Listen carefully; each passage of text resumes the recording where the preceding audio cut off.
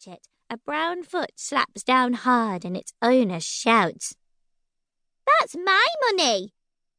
When I have pulled myself out, I can see that the boy is smaller than me.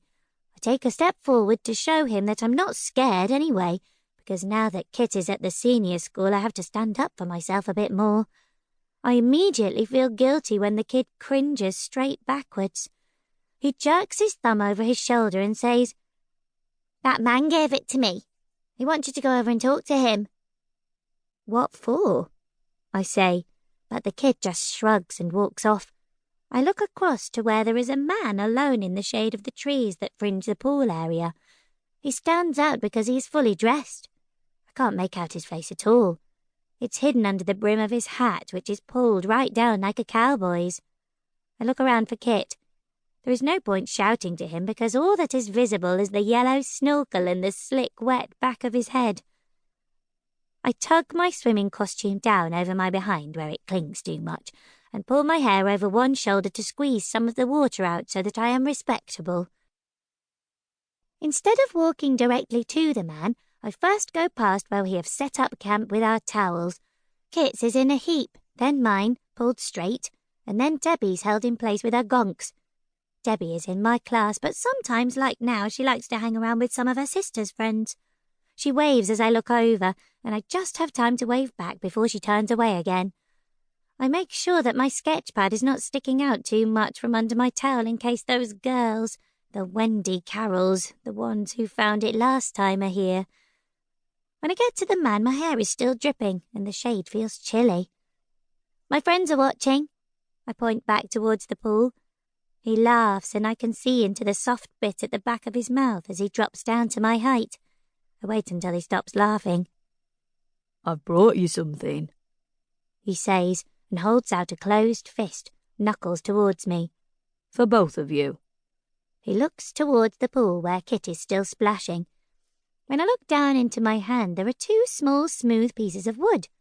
I flip them over with my thumb and see that they have been carved and polished into the shape of babies wrapped up tight, just like Jesus in the manger. "What are they?" I ask. "Magic," he says. "For protection."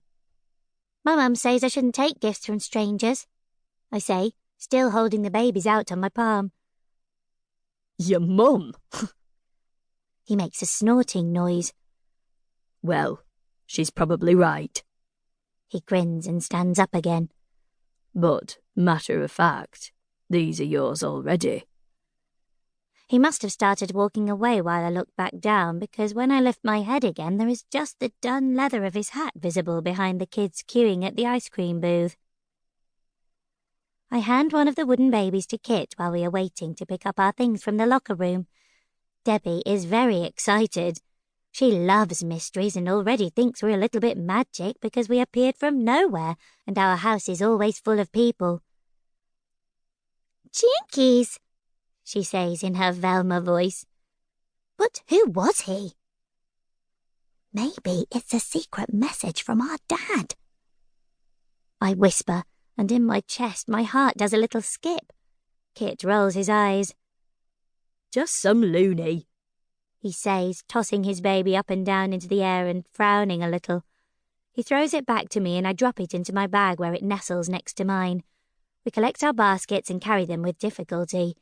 Even sitting the basket part on the floor, the hanger part of it is nearly as tall as I am. They remind me of the cages for the children in Chitty Chitty Bang Bang, and I am always glad to give them back. Debbie walks home with us because she wants to know what Mum will say about the wooden babies, but when we get there, we can see she's having one of her Friday night parties. There's no way we're going to be able to ask her anything. "Stay and have some burgers, Debbie," Mum says when she notices us, but she's gone again before she hears that Debbie has to go home. Debbie's mum doesn't like her being on the other side of town too late, even though it's light well after bedtime now. "Come straight round to mine in the morning," Debbie says to me before she goes. "I'm bursting to know what they are." I must have fallen asleep on the window seat because when Mum comes in, she lifts me up and sets me down on my bed. She gives me a light kiss on the head, but I cling on to her hand because I don't want her to go, and I especially don't want her to turn out the light.